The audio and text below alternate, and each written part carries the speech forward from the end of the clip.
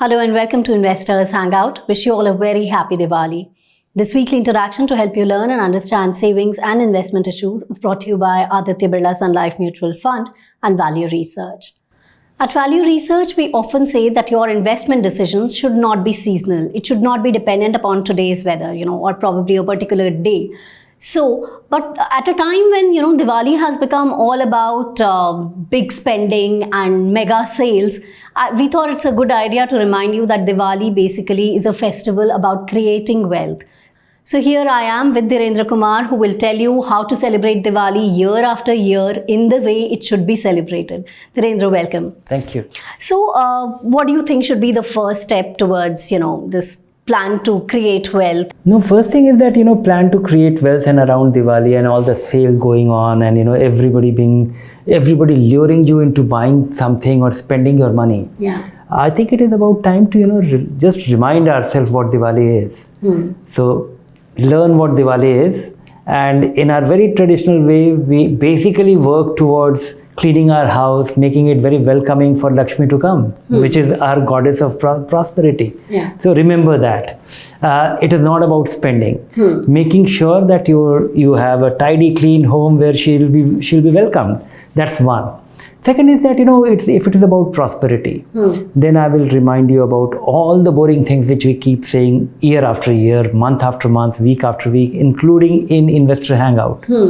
That 5-7 things to do, 2-3 things you should never do, which is, don't spend that you don't need to. And that is the first step. But before that, the most important thing is that everybody starts investing after you have spent money, your leftover money. Yeah. How about, first investing and then thinking that, okay, I will spend whatever is left over. Right. If you just reverse this, things will change. So paying yourself first. Paying yourself first, starting, keeping that money aside, because that is something which will ensure that you will have many, many happy Diwali. Not just, just now. So that's the first step. That's the first step. Right. Then? Knowing, if you are able to do that, excellent. But that requires little work in terms of broadly estimating how much you are likely to need. Planning your expenses. Planning your expenditure will be very useful, because many a times I think that, everybody is thinking that, okay, whatever they have earned, it is primarily to spend. Right. And so if you plan for things, because where are you going to spend? That itself will bring about a degree of consciousness about what not to spend on, or is there anything? Because many a times if you realize that, okay, you are spending so much every month, but if you just go every day as a new day, then you'll not realize just that you got your salary on 1st, and by 25th it's all over. And you will not have a breakup that how much was spent on what. Right. So can you really do some kind of budgeting? Can you really prioritize things? Can you really apportion something on something which may not be needed? Then, the other boring thing which we keep repeating is that, building the foundation, which is having your insurance, having your emergency fund, and having the life insurance and health insurance. Because if you fall sick, all your investment plan go haywire.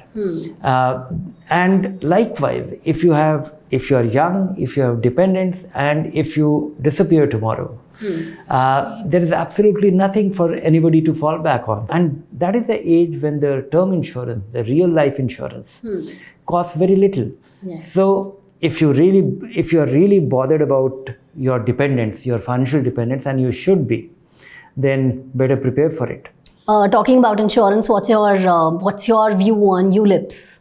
No, don't mix it, because you need to be very objective. This is something where most of us commit to an insurance-linked investment, which is neither a good investment nor a great investment, Nor a good insurance. So, and the moment you mix it, you don't really know how to objectively measure it. So go for a term insurance. That's the only real insurance which people need. Talking about Diwali, it's also the time when people buy gold, because they think that this is the time to buy gold and it's auspicious and whatnot. So do you think gold is a good investment? Gold is not a good investment, but I have been wrong in the last 10-15 years. Last 5 years, gold has been fairly rewarding.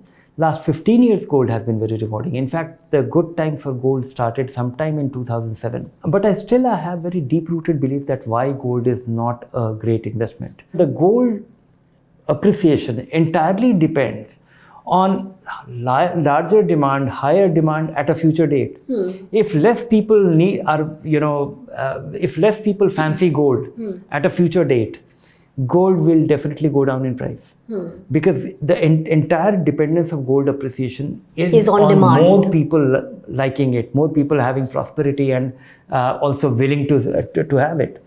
So it's not its inherent productivity. And also most people think that gold is able to preserve its value, which is good enough. It is not expected or not supposed to beat inflation, and it has no variables why it should beat inflation. There is a reason why equity should beat inflation. There is a reason why fixed income should beat inflation. Look at 35-40 years, and gold prices will give you something which is less than inflation. What has actually brought gold on the forefront is last 15-17 years when the financialization of gold happened.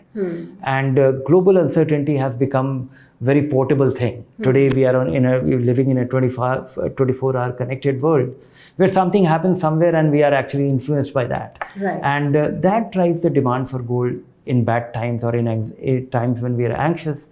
But that may not be a great economic case for having gold. So considering Diwali is around the corner, on Dhanteras people do buy gold. What do you think is the best way to? No, it's not about, then don't look at it as an investment. Think of it like a spending. Think of it like having a notional asset.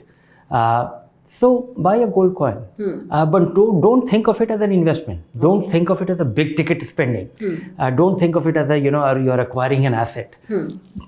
Because you need to buy historically or notionally or traditionally we have been buying it, so just buy, spend some money which is not very meaningful, but has a huge, contextual, ceremonial value. Okay, and if one has to invest in gold, then what do you think? Investing in gold is a different story altogether. Just in case you need to invest in gold for any reason, for your deep belief in gold, or you think that the gold is a hedge against. Is a hedge against all other kind of uncertainty, then buy the sovereign gold bonds, because all other forms of gold ownership, whether it the worst is the physical gold, because it has the making charges.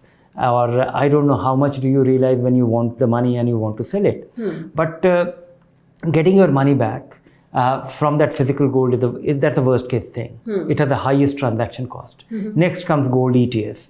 Gold ETF is good, but you have to buy it and you have to through a stock exchange and place an order like that, and it has an expense. It's the smallest expense, but it has an expense. So you will earn a little less than the gold appreciation to the tune of its expenditure.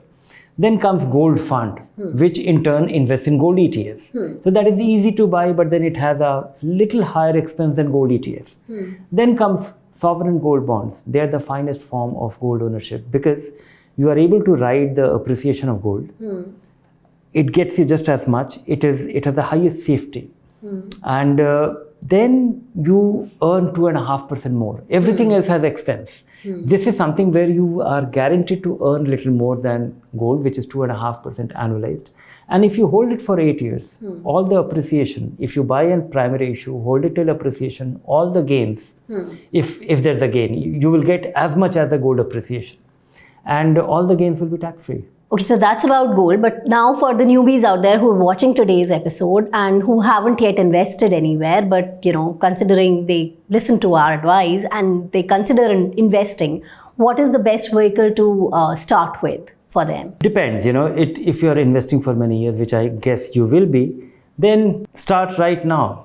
And it is possible to do it immediately. It is possible to do it on Diwali day. It is possible because the fintechs have enabled ease of transaction of a kind which was not possible ever before. You choose a fund, and I would say that keep it simple. Invest in an equity fund. Now there are different ways of investing in an equity fund. When you go to invest in an equity fund, you'll be confused whether to invest in a small cap, large cap, mid cap, or a multi cap, or a flexi cap, or this cap or that cap, or an index fund. If you can't figure out, just invest in any. Choose one fund and get going. If you're doing your SIP, nobody can hurt you. If you're doing it for next 2-3 years, you will end up being well off. You start the most conservative, the most simplest way is index fund. The scary thing is small cap fund, but small cap is also not scary to my understanding. For a young person getting started with a 3 years time frame, I haven't come across anybody who will invest in a small cap for next 5 years, doing his SIP, and it'll swing very wildly, and that swing will be rewarding because you will be getting cheaper units in between. So I would say that don't even listen to any expert that this is a great time to invest or this is not a great time to invest. Invest now, choose any fund with a 3-year history and has a 5-star. So that will give you some kind of quality filter. And get started tomorrow and make sure that you're doing your SIP for next 36 months. And that is it. Things will be taken care of. And don't watch it every day. For first couple of months, you'll be pleased by what is going on. And after 36 months, you'll be very happy to see what has happened to you. And probably it'll become a habit then. It'll become a habit, and that I think is going to be the real Diwali for you, because that will make sure that you are well off, you have fallen in habit, and Lakshmi stays in your mutual fund account. All right, so that was a plan for you to build wealth and start this Diwali if you haven't already done that. You keep watching this space for more information. If you like the show, do subscribe to our YouTube channel. Take care. Bye for now.